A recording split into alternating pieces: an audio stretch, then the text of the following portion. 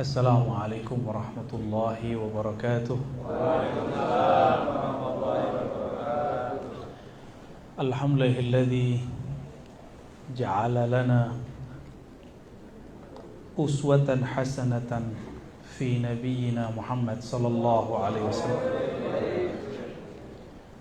Walhamdulillahilladzi akhrajana fi akhiriz zaman wa ja'alana min ummati sayyidina Muhammad sallallahu alaihi wasallam. Walhamdulillahilladzi hadana li hadza wa ma kunna linahtadiya laula an hadana Allah. Asyhadu an la ilaha illallah wa asyhadu anna Muhammadan abduhu wa rasuluh. Allahumma shalli wa sallim wa barik ala nabiyyina Muhammad wa ala alihi wa ashabihi wal mahdi khalifatihi wa sallim. Amma ba'du.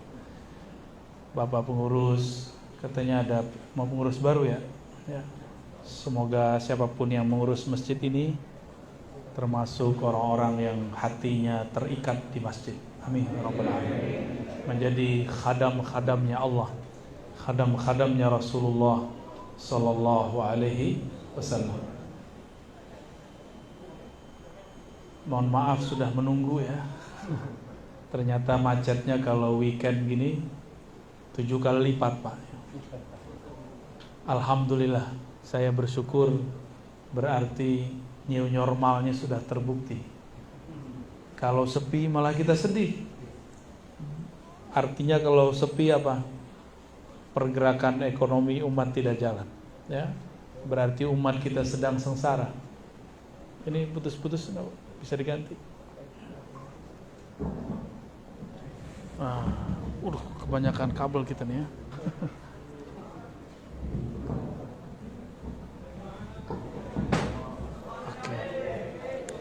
Ini zaman banyak kabelnya. Ya sudah. Baik, Bapak Ibu yang dimuliakan Allah, mau dengar teori apa dengar cerita?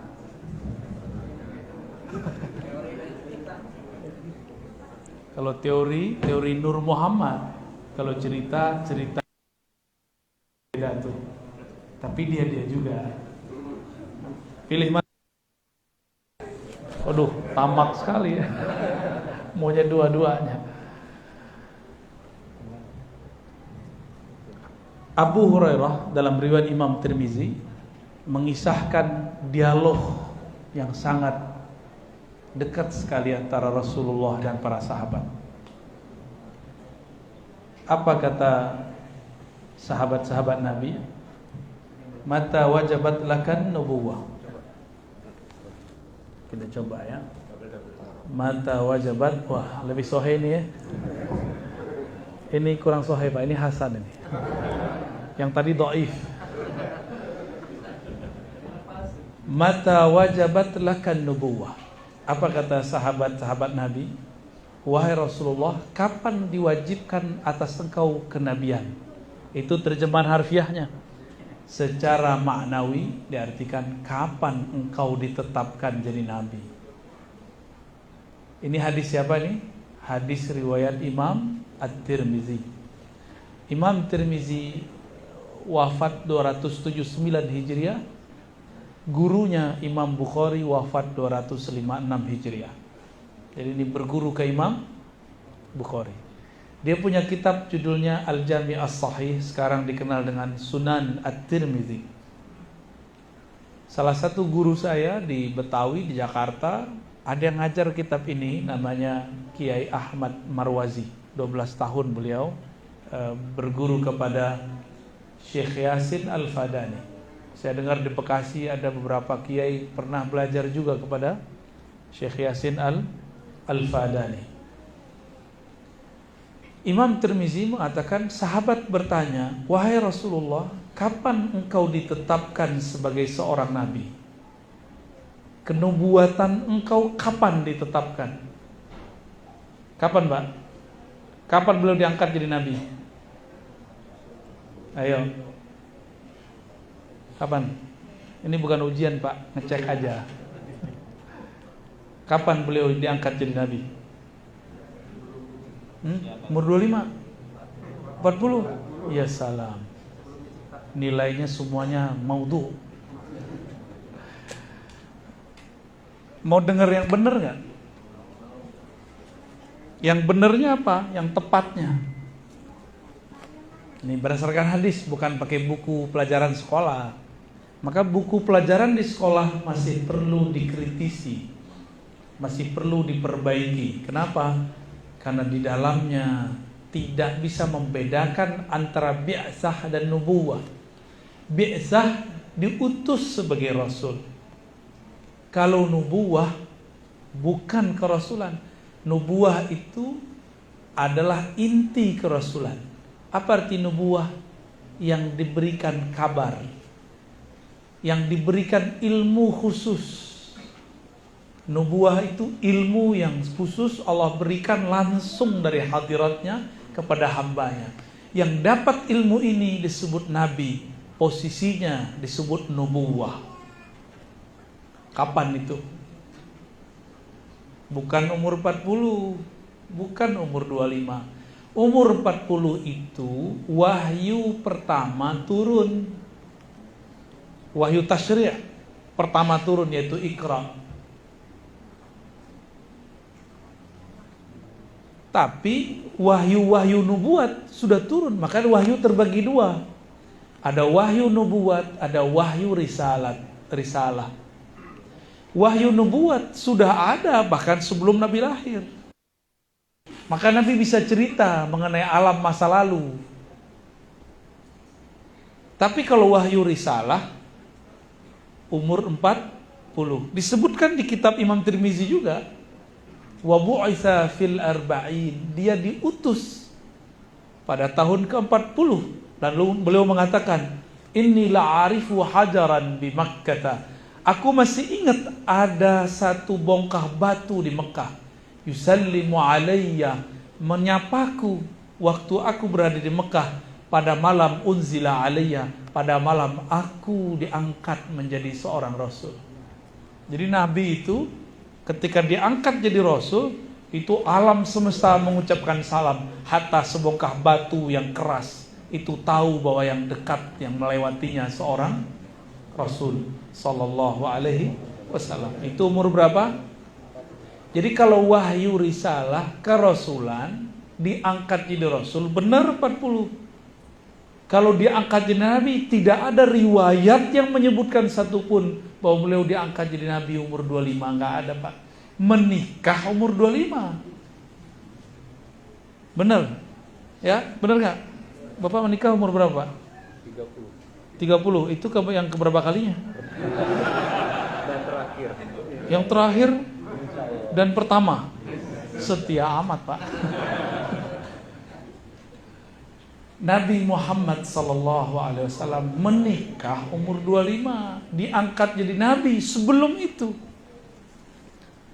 Ada kelompok ekstrim sekarang enggak faham, saya dituduhnya sesat karena mengatakan bahwa sebelum Nabi Adam sudah ada nabi.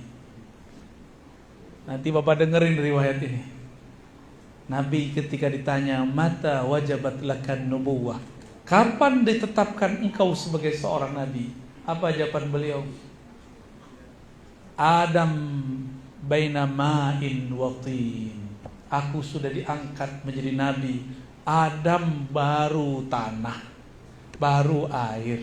Berarti Nabi Adam udah ada apa belum? Berarti nabi pertama siapa? Nabi Muhammad. Itu dalilnya. Saya ngada-ngada atau mereka yang jahil? Saya ngada-ngada atau mereka yang tidak mengenal hakikat nabinya? Padahal semua sahabat mengenal itu. Katanya ikut akidah para sahabat, tapi ternyata giliran begini nggak baca. Katanya ikut sunnah Nabi, manhajnya manhaj sunnah Nabi, tapi hadis Tirmizi pun tidak tamat. Bapak saudara sahabat yang dimuliakan Allah,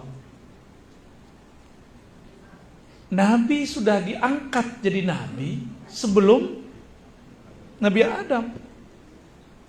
Maka beliaulah awwalu nabiyyin. Itulah kalam beliau dalam hadis Imam Hakim. Kuntu nabiyyan. Aku sudah diangkat jadi Nabi. Adam belum tercipta. Inilah yang dikatakan oleh Sayyidina Isa, inni mubashshirun bi rasuli ya'ti wa mubashshirun bi rasuli ya'ti min ba'di ismuhu Ahmad. Aku ditugaskan menjadi mubasyir, membawa misi kabar gembira. Apa kabar gembiranya? Akan muncul seorang rasul setelahku, namanya Ahmad. Nabi Isa itu Ruhullah, benar nggak? Nabi Isa itu Ruhullah, percikan dari Ruh Allah. Dari mana Ruh Nabi Isa ini? Dari Ruh Nabi Muhammad, namanya Ahmad. Jadi ruhnya Nabi Muhammad punya nama, ada namanya apa? Ahmad. Siapa yang tahu namanya? Nabi Isa. Nabi Isa kabarin itu di Quran. Mubasyirun bi rasulin ya'ti min ba'dihi ismuhu Ahmad. Jelas ayatnya.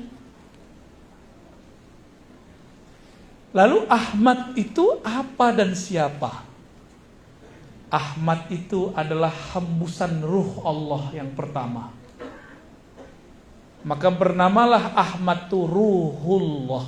Apa namanya? Ruhullah. Di saat itu belum ada langit, belum ada bumi. Bahkan belum ada langit, belum ada bumi. Sudah ada Ahmad Ruhullah. Apa arti Ruhullah? Hembusan Allah Subhanahu wa ta'ala. Jangan dibayangkan hembusan kita, Pak. Hanya Allah yang tahu rahasianya. Seperti apakah, bagaimanakah. Kapankah itu masanya? Itu masa sebelum masa alam penciptaan. Ini alam penciptaan disebut alamul hudus atau alamin. Ahmad sebelum itu disebut oleh ulama kita dengan istilah azaliyah. Apa istilahnya? Azaliyah. Ya. Jadi sebelum alam ini sudah ada Nabi Muhammad namanya Ahmad. Itu masa sebelum ada masa, waktu sebelum ada waktu, alam sebelum ada alam. Susah nyebutnya itu. Waktu sebelum ada waktu, apa dong Pak? Ya hanya Allah yang tahu. Maka ulama kita mensimbolkan dengan istilah azali. Apa arti azali? Prawaktu. Itulah Ahmad. Allah berfirman, Kul huwallahu ahad. Ahad itu qadim. Masanya kapan? Sebelum azali lagi. Sebelum azali itu namanya masa ahadiyah. Allah hanya sendiri dengan ketunggalannya, keesaannya. Jadi Allah maha jomblo, Pak. Hanya Allah yang boleh sendiri. Bapak gak boleh sendiri, Pak ya? Telat umur 30. Kirain 30 itu udah yang ketiga kalinya. Ya, yang sono mau nambah. Baik, fokus Pak ya. Saya yang gak fokus, bapaknya udah serius-serius amat sih ya. Lalu Ahad ini disebut masa sebelum adanya masa azaliyah. Hanya dialah sendiri.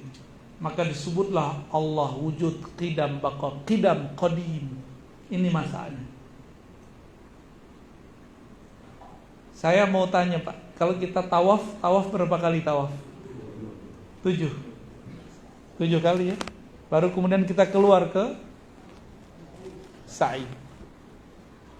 Alam semesta ini sebenarnya tawaf, bergerak. Perputarannya juga sama. 7 kali alam semesta bergerak. Itulah satu kiamat. Baru 1 hari di alam azali. Di masa azaliyah ya. Kita kalau nggak sebut itu alam, sebut saja masa sebelum masa. Nabi mengatakan nanti kamu di surga akan bertemu Allah. Jika masuk ke surga Firdaus, surga tertinggi, surga terbawah enggak. Surga yang di bawahnya juga enggak. Hanya surga tertinggi. Bertemu Allah di waktu pagi dan sore. Tapi jangankan pagi dan sore, Dalam hadis yang sahih riwayat Imam Muslim, Tirmizi dan lainnya, satu pohon di surga kalau dilewatin 100 tahun baru selesai ujungnya. Dahannya itu punya bayang-bayang di bawah. Itu kalau kita jalan dari ujung kiri ke ujung kanan 100 tahun. Gimana Pak? Pohon di surga tuh. Pohon di surga itu satu biji, subhanallah. Maka Bapak kalau baca subhanallah, langsung Allah tanam satu pohon di surga. Dan tingginya sangat tinggi, panjangnya sangat panjang. 100 tahun perjalanan baru bisa diselesaikan. Nabi mengatakan, kamu satarawna rabbakum, engkau akan memandang kepada Allah di surga Firdaus.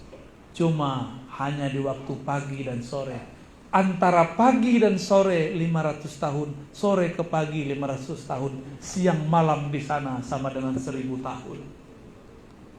Berarti bertemu Allah cuma sekali 500 tahun. Lama atau cepat itu Pak? Enggak ada apa-apanya 30 tahun menjomblo. Enggak ada apa-apanya. Dari pagi menuju sore berapa tahun? 500 tahun. Sore ke pagi nunggu 500 tahun baru ketemu Allah. Itulah alasannya, rahasianya. Kenapa di sorga itu Allah kasih penawar, yaitu menikah sebanyak-banyaknya. Nanti Bapak sabar ya. Cuma itu. Karena itu bisa membuat mereka itu kalau rindu, itu mirip-mirip orang sakau. Mereka rindu terus musfikun, sampai muncul rasa takut kepada Allah. Maka Allah berilah obat penawar. Diizinkan makan seenak-enaknya, minum seenak-enaknya, selezat-lezatnya, kawin sebanyak-banyaknya. Jadi sehari itu nanti Pak, disebutkan di hadis, satu laki-laki diberikan kekuatan 100 laki-laki. Waduh, saya nutup mata bentar Pak. Gak berani ngelihat bapak-bapak ini nanti kalau ahli surga. Sekarang atuh aja keok Pak ya. Sok-sokan mau nambah 2 ya. Nanti di sana. Itu penawarnya. Itulah kenapa kalau kita, mohon maaf ya yang belum cukup umur, habis melakukan hubungan spesial itu wajib mandi. Karena di saat itu kita lupa kepada rindu kepada Allah Subhanahu wa ta'ala. Itu rahasia sebenarnya. Wajib mandi gak? Mandi gak tadi? Wajib Pak mandi. Tanda tobat. Ya Allah ampuni aku, karena kelezatan sesaat aku lupa kepada Engkau. Itu dia ya. Itu rahasianya kalau kita ungkit-ungkit rahasianya. Nabi Muhammad SAW mengatakan, aku sudah ada, Adam belum ada. Namun meskipun beliau awal Nabi, tapi terakhir diutus. Dulu ruhnya bernama Ahmad, fisiknya ketika di dunia bernama Muhammad. Dia juga Pak. Cuma ini Muhammad ada jasadnya, kalau yang Ahmad tidak ada jasadnya. Saya mau tanya kepada Bapak Ibu, waktu di Ka'bah muter, kita muterin apa sih? Ka'bah, apa yang ada di situ? Hajar Aswad, apa lagi? Hijr Ismail. Itu adalah rumah untuk ibadah yang dulu dibangun oleh Nabi Ibrahim dan Nabi Ismail. Ternyata sebelum itu, dulu awal-awal Nabi Adam baru turun di muka bumi, itu dikabarkan malaikat dulu tawaf di tempat yang sama, namanya Bakkah.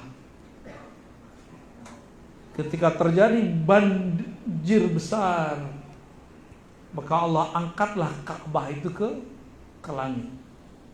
Jadilah namanya Al-Baitul Ma'mur. Dan Allah bersumpah dalam surat At-Tur, wal baitil ma'mur, dan demi rumah-rumahku yang dimakmurkan, yang diramaikan. Siapa yang meramaikan rumah Allah? Malaikat. Dan ini disaksikan oleh baginda Nabi Muhammad SAW ketika beliau diperjalankan Mi'raj. Sampailah beliau di langit ketujuh. Apa kata beliau? Aku melihat Nabi Ibrahim bersandar di tiang masjid atau tiang Ka'bah langit Al-Baitul Ma'mur. Kakinya selonjoran, rambutnya sudah sedikit beruban. Nabi Muhammad kalau melihat Nabi Ibrahim mirip sama mukanya. Itu saya apa kakek saya? Kira-kira gitu Pak. Mirip sekali. Dari mana kita tahu? Dalam hadis yang sama riwayat Imam Tirmizi mengatakan Nabi bersabda, "Urida alayya al-anbiya." Para nabi ditunjukkan wajahnya kepadaku. Lalu beliau mengatakan, tiba-tiba aku melihat Nabi Fulan mirip Fulan, Nabi Fulan mirip sahabat Fulan, adapun Nabi Ibrahim mirip sahabatmu yang di depan. Begitu kata Nabi Muhammad sallallahu alaihi wasallam. Berarti maksudnya mirip Nabi Muhammad enggak? Mirip, sangat mirip. Dan wajah Nabi Muhammad itu sangat mirip dengan beberapa habib di Timur Tengah sana. Bahkan di negeri kita ada. Cuma saya nggak boleh kasih tahu Pak. Ya, ntar Bapak cari-cari lagi orangnya. Nabi Muhammad mengatakan, ketika aku melihat Al-Baitul Ma'mur, setiap hari langit. Hari di langit ya. Hari di langit itu satu hari kita 500 tahun di sana. Mereka masuk 70.000 dan tidak pernah keluar lagi. Gak tahu kemana tuh. Masuk 70.000 setiap hari.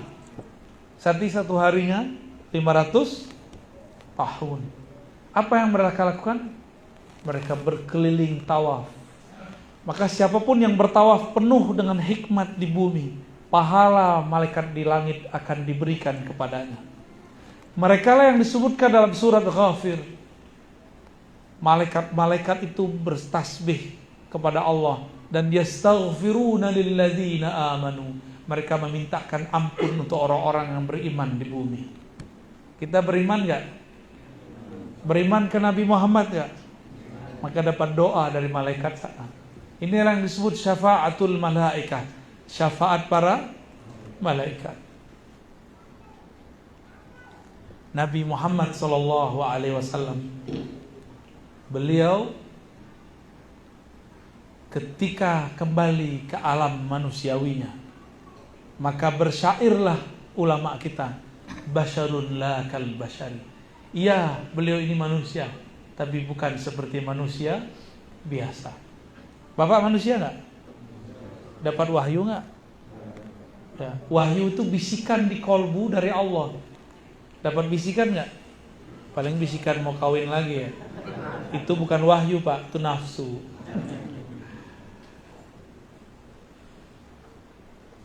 Nabi Muhammad SAW kemudian mengatakan, ketika aku bermain-main dengan saudara susuku, tiba-tiba ada malaikat dua bersayap membedah dadaku. Jadi Nabi Muhammad ini kecil-kecil sudah tahu bahwa yang datang ini malaikat. Abu Darda nanya sebelumnya, muncullah kalam itu, wahai Rasulullah, kapan engkau jadi nabi? Nabi jawab, di saat malaikat membedah dadaku pertama kali. Umur berapa itu? Ada riwayat 5, ada riwayat 7 tahun. Umur 5 tahun anggaplah begitu, atau umur 7 tahun, beliau sudah dibersihkan oleh Allah Subhanahu wa ta'ala. Jibril itu makhluk fisik atau makhluk rohani? Maka ketika Jibril belah dada Nabi, itu Jibril menyakiti fisik Nabi atau tidak? Enggak, karena beliau makhluk rohani, yang dibedah itu rohaninya Nabi Sallallahu alaihi wasallam. Walaupun ada efek di fisiknya, tapi tidak menyakitinya. Sallallahu alaihi wasallam. Ternyata selevel Nabi, ketika dibuka jantungnya masih ada noda, 1, 2 noda di dalamnya. Kalau kita berapa noda Pak hari ini? Ini ceknya sholat aja, sholat bisa khusyuk apa enggak? Berarti nodanya ada apa enggak? Titik-titik noda. Kata Nabi, "Idza aznabal abdu," ketika seorang hamba berdosa, maka muncullah nuktatun sauda fi qalbi. Muncullah noda-noda, bintik-bintik hitam di kolbunya. Hadis ini sahih. Sekarang untuk maksiat gampang, lewat handphone, ya, gampang nggak? Lewat TV, gampang sekali. Nggak perlu jauh-jauh buat maksiat mas sekarang. Ya, berarti kalau dihitung-hitung, bintik hitam itu mungkin sudah dibintikin lagi sama Allah, itu udah berlapis-lapis itu. Wajar sholat kita tidak nikmat, wajar sholawat kita tidak lezat, wajar zikir-zikir kita tidak syahdu. Kenapa? Yang menikmati sholawat, zikir, bacaan Quran itu adalah kolbu. Jika di kolbu ada bintik, ibarat seseorang mau meneguk air, di gelasnya ada noda. Mau minum? Kalaupun dipaksa minum, menikmati atau jijik? Jijik, bisa muntah-muntah. Itulah kenapa orang-orang munafik muntah-muntah kalau dengerin zikir Pak. Sok suci. Gitu. Norak. Soalin. Nah, dia muntahkan semuanya. Kenapa? Karena noda di dalamnya terlalu banyak.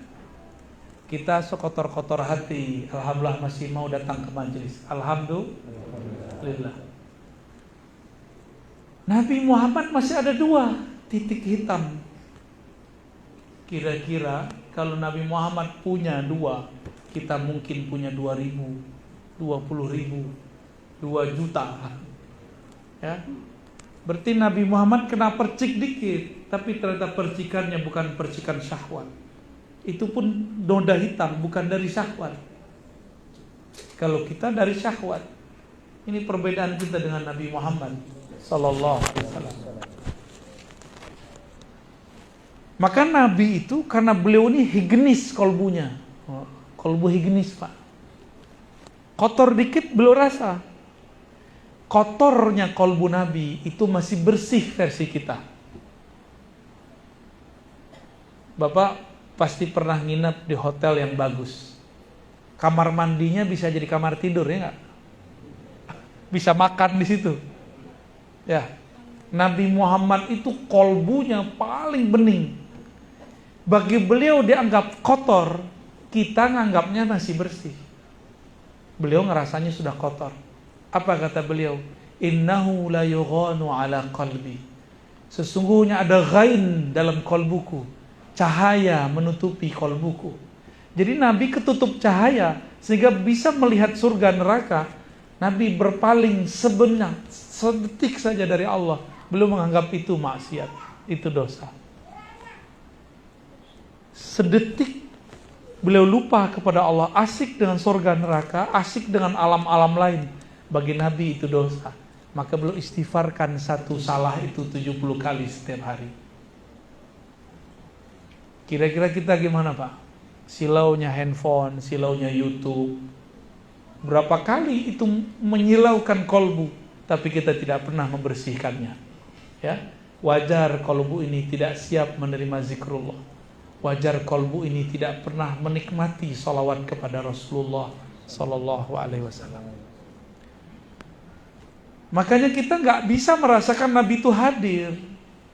Malah orang-orang yang juhala itu, terjemahin sendiri ya apa arti juhala ya?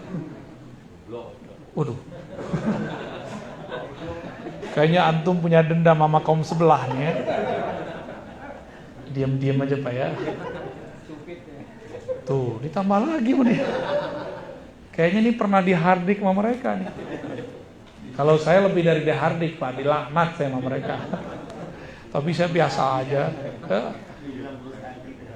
Betul, dibilang dajjal saya. Lah, dajjal mata kita masih ada 2. Ya salam, ya salam. Mereka bilang saya Dajjal, tapi mereka nggak percaya keturunan Nabi. Padahal Al-Mahdi keturunan Nabi. Siapa yang Dajjal ya? Nanti dibalik Pak, Al-Mahdi yang asli dituduh Dajjal. Nanti ada masanya. Dajjal yang asli disebut Al-Mahdi. Akan ada masanya. Kalau nggak sanggup minta meninggal duluan Pak ya. Serius tadi ngomong serius. Kalau nggak sanggup mending minta wafat sebelum. Tapi kalau ingin berjuang, ayo hidupkan majelis maulid. Karena kalau hidupkan majelis maulid nanti kita akan mempelajari kisah-kisah Nabi. Dari kisah Nabi akan terpola. Oh begini karakter Imam Mahdi di akhir zaman. Nanti karakternya nggak jauh beda. Saya sebutkan hadis tadi. Kapan engkau ditetapkan jadi Nabi ya Rasulullah? Ya. Apa aja kata Nabi? Adam belum dicipta, aku udah jadi Nabi. Nabi Musa tidak diizinkan untuk melawan Dajjal. Nabi Isa dikalahkan oleh Dajjal. Walaupun nanti di akhir hayat Dajjal yang bunuh Nabi Isa. Bahkan Khawarij pun tidak diizinkan oleh Rasulullah dibunuh di hadapannya. Tapi nanti yang menghadapinya adalah seorang umat dari umatnya. Keturunan dari cucu-cucunya. Berarti keturunan ini lebih kuat daripada generasi sebelumnya. Lalu siapakah keturunannya itu? Karena dia secara nasab keturunan Nabi, maka secara rohani adalah pewaris Nabi. Nabi Muhammad itu mewarisi Ahmad, benar nggak? Maka Al-Mahdi mewarisi Nabi. Kalau pewaris Nabi Muhammad, berarti dia pewaris Ahmad juga nggak? Inilah kata kuncinya. Al-Mahdi nanti itu, nur di dalamnya adalah nur Muhammad, ruhnya adalah pewaris Ahmad. Makanya dia bisa kuat Pak. Karena di dalamnya ada warisan ruh Ahmad. Dia justru lebih kuat daripada Dajjal. Itulah alasannya kenapa Nabi Isa waktu datang, Nabi Isa gak mau jadi imam. Karena dia tahu si yang di depan itu pewaris Ahmad. Gak pantas seorang Nabi Isa menjadi imam baginya. Ini ada kisah Ibnu Abbas. Ibnu Abbas ini mirip Nabi Isa lah di zamannya. Hibrul Ummah, sangat alim. Bisa melihat Jibril 2 kali.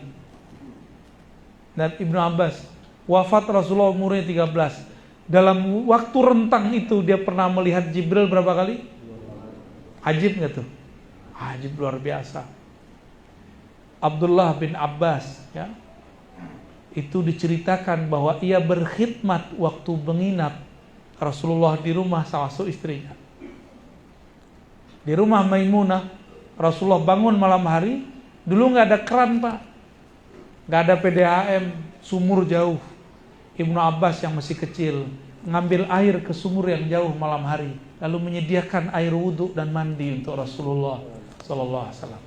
Dia gak tidur ketika Nabi tertidur. Dia tunggu kapan Nabi keluar, maka dia keluar. Selesai Nabi berwudu, Nabi nanya, siapa yang menyediakan air ini? Maimunah bilang, bukan saya wahai Rasulullah. Sepertinya Abdullah bin Abbas. Dia cuma khidmah loh. Ketika sholat Nabi Muhammad, dia langsung kelutuk-kelutuk sholat di samping Nabi, tapi di belakangnya, samping belakangnya. Nabi lihat Sayyidina Abdullah bin Abbas sholat di bagian kiri Rasulullah, maka ditarik oleh Rasulullah ke bagian kanan. Ditarik sejajar dalam hadis Imam Bukhari dan Muslim. Setiap ditarik sejajar, dia diam sejenak lalu dia mundur 1 langkah. Ditarik oleh Nabi ke depan, dia mundur lagi 1 langkah. Begitulah terus sampai selesai sholat. Nabi bertanya, wahai Abdullah, kenapa kamu mundur ketika aku tarik? Apa jawaban Abdullah bin Abbas? Apakah pantas seorang Abdullah bin Abbas sejajar dengan kekasih Allah? Karena 2 ilmunya ini. Pertama, dia khidmah kepada Nabi, menyediakan air wudhu. Yang kedua, dia tahu adab padahal masih kecil. Dia kemudian didoakan oleh Nabi, Allahumma faqihu fid din wa 'allimhu ta'wil. Ya Allah, ajarkan dia kefaqihan agama dan ajarkan dia ilmu memahami takwil dan tafsir Quran. Maka tiada sekarang ilmu tafsir kecuali cabang dari ilmu Abdullah bin Abbas. Apa khidmah beliau? Cuma menyediakan air wudu. Lalu pasang adab, tidak mau pernah sejajar dengan Rasulullah. Diberkahi Pak hidupnya. Maka saya simpulkan, jika ingin kita hidup berkah, khidmahlah kepada pewaris Rasulullah. Beradablah kepada mereka. Maka anak keturunan kita akan dijadikan oleh Allah tentara-tentaranya, ulama yang alim, aulia-aulia yang tajam ma'rifatnya. Insya Allah. Sekarang banyak orang nyebut-nyebut hadis Nabi tapi tidak beradab. Banyak orang menyebutkan sunnah bid'ah tapi tidak ada perasaan. Sayang sekali, mereka dapat dalil tapi tidak dapat adab membaca dalil. Semoga keluarga kita, keturunan kita, saudara-saudara kita semua diberikan ilmu khidmah dan ilmu adab. Amin ya rabbal alamin. Udah 9:30 Pak, lewat 10.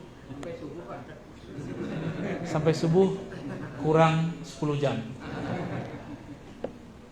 Kayaknya seneng banget didongengin ya. Emang itu dongeng? Bukan Pak. Itu kisah hakiki yang saya ceritakan semua. Dan tiada riwayat yang dhaif. Semua yang saya ceritakan semuanya sahih kalau nggak hasan. Kalaupun dhaif dia sudah naik menjadi hasan. Yang saya ceritakan itu semua ya.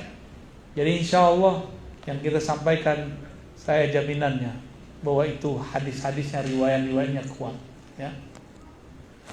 Ini zaman apa? Mana dalilnya ya.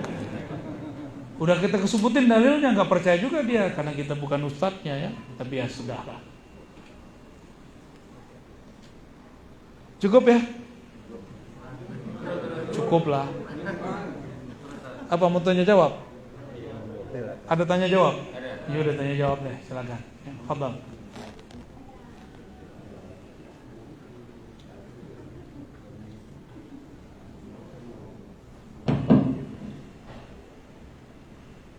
Demikian yang disampaikan oleh beliau. Singkat dari jamaah, ada yang mau bertanya?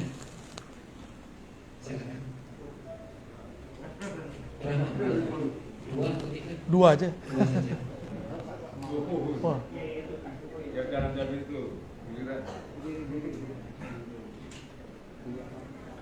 Ya. Assalamualaikum Pak Ustaz. Waalaikumsalam warahmatullahi. Dulu saya sering mendengar Pak Ustaz sebelum waktu masuk ajan karena puji-pujian atau salawatan. Sekarang sudah jarang Pak Ustaz, kecuali waktu tertentu ya Pak.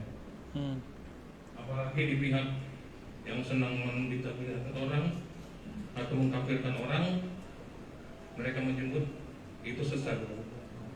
Kemarin Pak Ustaz, saya ke suatu tempat pendidikan, hampir 75% itu anak didiknya hafiz Quran, tapi tidak ada satu pun yang bisa bersalawat. Mohon penjelasan Pak Ustaz, terima kasih. Masya Allah.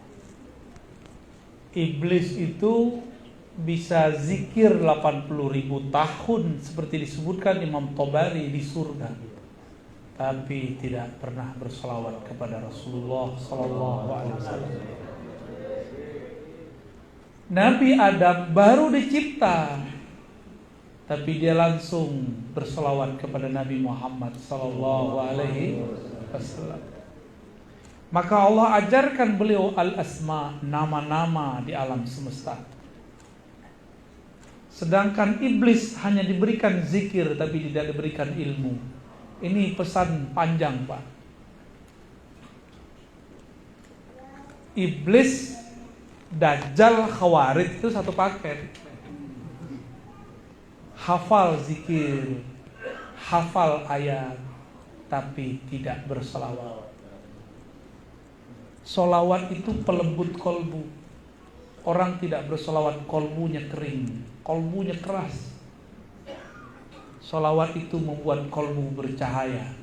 Karena Al-Quran itu turun kepada yang disalawatkan. Kalau nggak ada Nabi Muhammad, ada nggak Quran? Nggak diturunkan Al-Quran.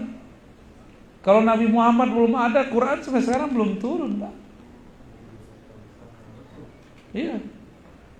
Jadi Al-Quran diturunkan ke Nabi Muhammad, maka kita bersalawat kepada orang yang diturunkan kepadanya Al-Quran. Sebelum Al-Quran itu diturunkan, Allah sudah salawat dulu. Innallaha malaikatahu yusholluna 'alan nabi. An-nabi di situ itu An-Nabi Ahmad. Al-Quran belum diturunkan, Allah sudah bersalawat. Al-Quran belum sudah diturunkan, orang belum hafal Quran. Salawat itu sudah ada sebelum hafalan dia. Al-Quran belum diturunkan, Nabi Adam sudah salawat. Jadi lebih tua mana? Maka salawat ini bagian dari kalam-kalam Allah. Kalam-kalam Allah salawat itu. Lalu kita tirukan. Itu bedanya. Ya. Maka orang yang jauh dari salawat, dia jauh dari yang memegang kunci surga. Yang megang kunci surga siapa?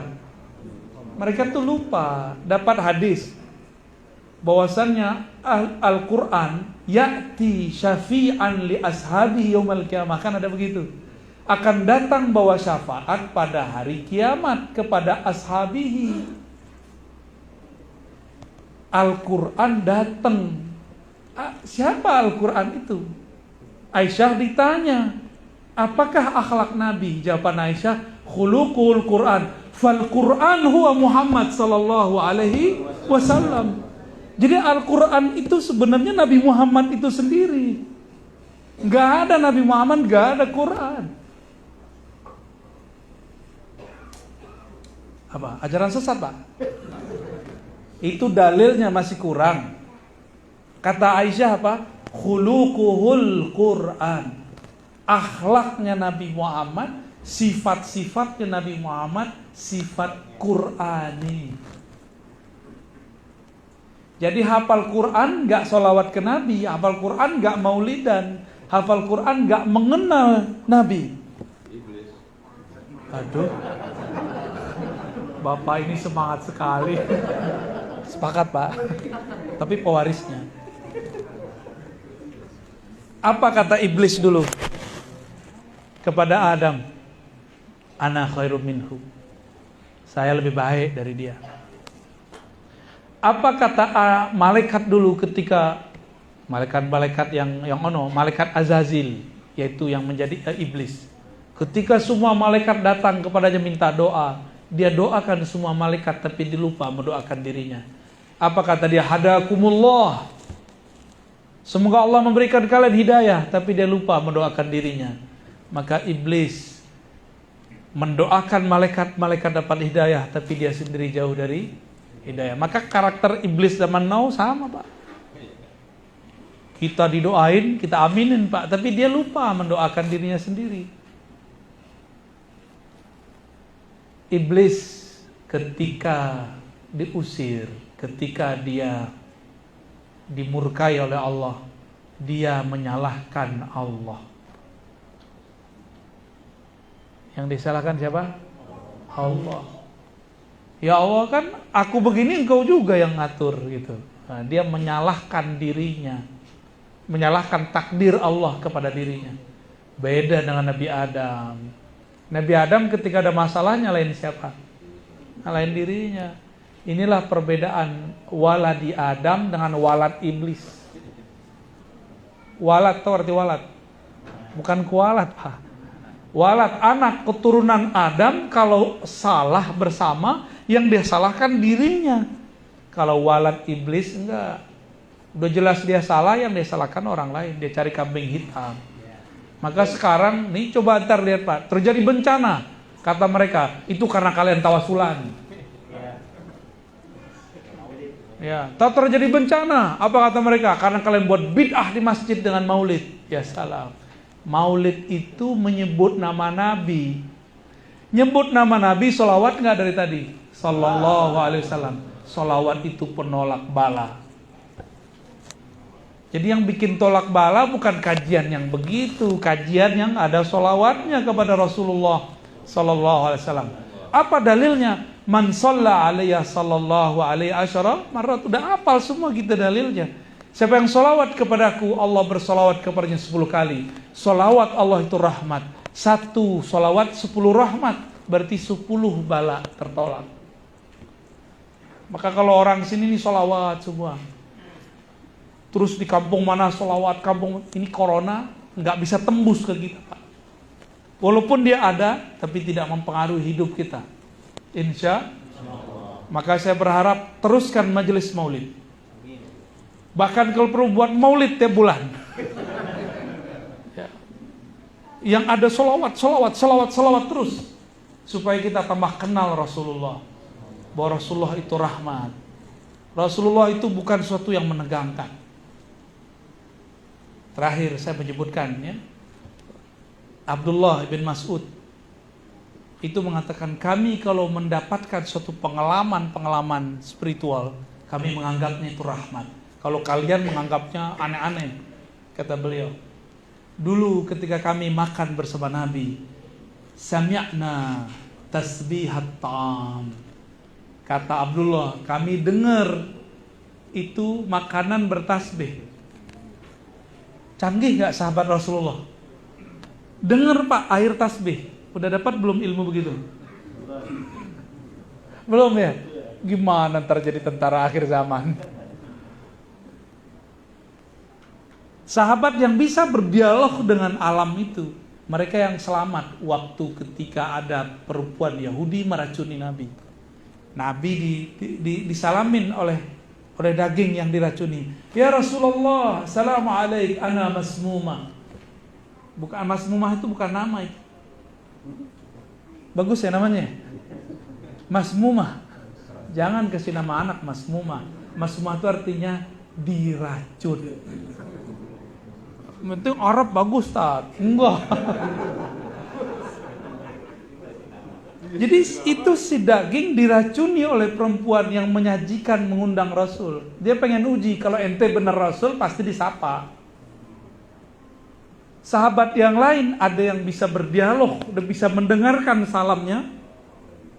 Daging, ketika mereka mau makan, kedengeran ngucapin salam. Assalamualaikum. Assalamualaikum ya Rasulullah. Ini bukan khurafat, Pak, ini asli. Ini riwayatnya sahih semua. Abdullah bin Mas'ud yang bercerita, kami mendengar tasbihnya. Tapi ketika kejadian di masa yang lain, Nabi Muhammad diundang perempuan yang ingin menguji kerasulan Nabi. Sahabat-sahabat sudah makan. Mereka yang makan tidak pakai basmalah, mati di tempat. Yang pakai basmalah cuma sakit-sakit perut aja, Pak. Main-cerak aja besok. Ya. Itulah hebat bismillahnya sahabat Nabi. Kecuali Khalid Al-Walid, kalau dia baca bismillah, tiada satupun yang merusak badannya. Itulah debus Al-Khalidiyah, Thariqat Khalid bin Walid. Itu terjadi ya. Jadi nggak usah khawatir Pak, biarin aja mereka ya. Kita buat majelis maulid. Siap Pak pengurus? Pengurus yang baru?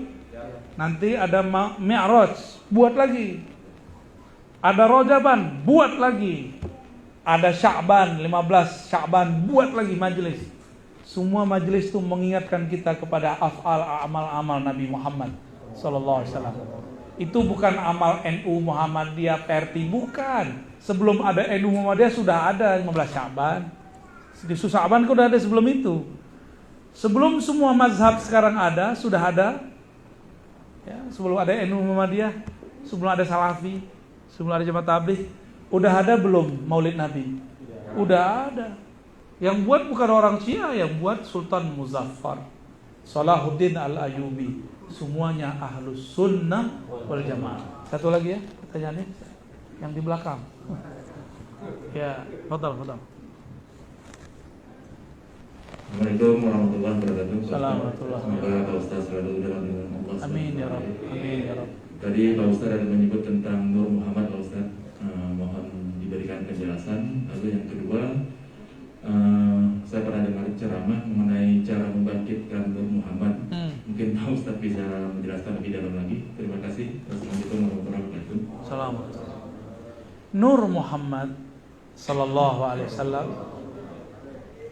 Nur itu adalah sesuatu yang membuat kita bisa melihat sekitar. Itu yang disebut nur. Nur Nabi Muhammad sallallahu alaihi wasallam ini adalah pancaran yang muncul dari ruh Ahmad. Jadi ketika beliau mengatakan kuntu nabiyan, aku sudah jadi nabi. Adam belum dicipta. Di saat itu sudah ada nur Nabi Muhammad. Mana lagi dalilnya? Dalilnya Allah berfirman, Allahu nurus samawati wal ard. Nurnya Allah itu namanya Nur Muhammad. Ya. Lalu apalagi dalilnya bahwa yang awal dicipta Allah Nur Muhammad? Ada, tapi bukan pakai hadis palsu, pakai Quran aja. Pakai Quran cukup. Dalam Al-Quran mirip lafaznya dengan doa iftitah. Inna salati wa nusuki wa mahyaya wa mati lillahi rabbil alamin. Terus di ujungnya wa ana awwalul muslimin. Aku adalah yang pertama muslim. Jadi Nabi Muhammad mengatakan aku yang pertama muslim. Islam, apa arti Islam? Tunduk kepada Allah Subhanahu wa ta'ala. Yang pertama tunduk itu, itulah Nur Muhammad sallallahu alaihi.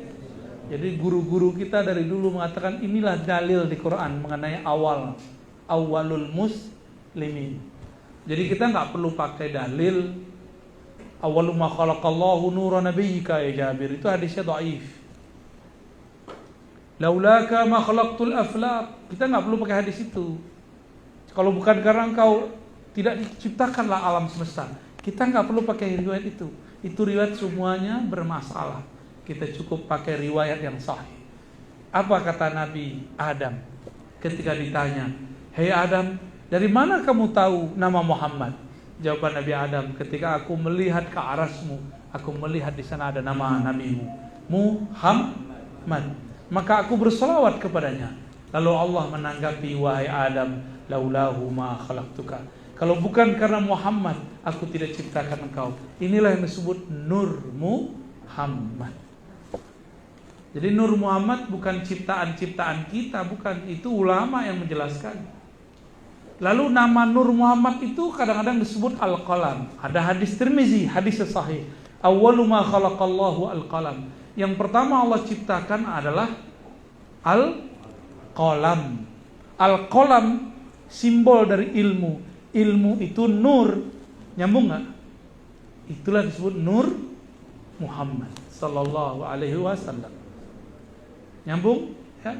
Jadi Nur Muhammad itu berarti ilmu, berarti cahaya, berarti macam-macam, ya, rahmat dan kasih sayang. Nanti kalau ada waktu kita bahas lagi apa itu nur, ya. Bagaimana cara meningkatkan, mengetahui nur, mengaktifkan nur? Kenali saja dia, lalu bersyahadat kepadanya. Katakan, aku bersaksi, aku menerima, aku mengakui engkau adalah awal penciptaan alam semesta. Darimulah kami tercipta.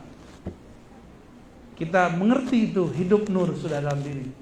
Baru berasa atau sholawat itu terasa nikmat. Kalau sudah mengerti, nanti kita ajarin tekniknya, ada cara bacanya, ya. Oleh karena itu dulu waktu saya sering baca sholawat nuriyah, Allahumma sholli ala sayyidina Muhammad an-nuriz zati wa sirris sari fi jamil asma wa sifat. Itu efek dalam diri saya luar biasa sekali. Sangat-sangat luar biasa. Baik, udah mau jam 10. Besok pada mau kerja kan?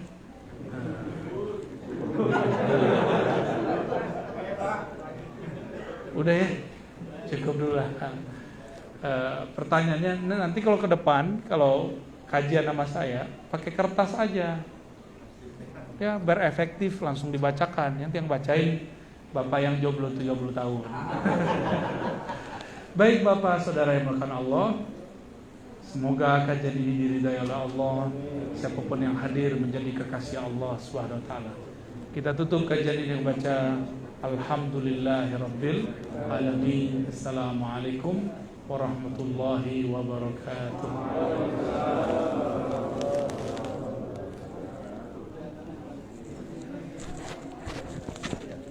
Ya, mari. Demikian kajian dari Buya Presentasi. Alhamdulillah banyak sekali hikmah yang bisa kita peroleh dari ceramah beliau yang bisa menjalaninya. Terima kasih Buya. Mungkin acara selanjutnya adalah acara pelantikan. Iya.